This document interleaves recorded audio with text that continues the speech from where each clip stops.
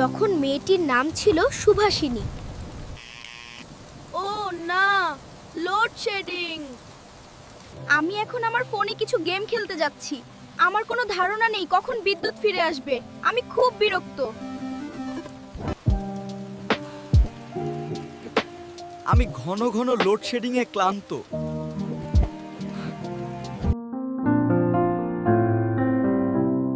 বলো সোনা, আতা গাছে তোতা পাখি, আতা ঘাচ্ছে তোতা পাখি, ডালিম গাছে মৌ।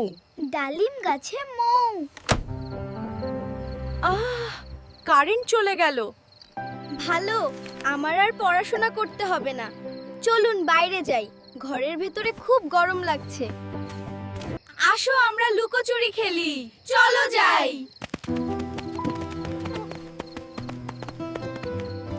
আমি 1 থেকে 10 গুনছি, সবাই লুকান। 1 2 3 4 5 6 7 ধরেছি। আরে না, বিদ্যুৎ চলে এসেছে, আমরা আর খেলতে পারবো না।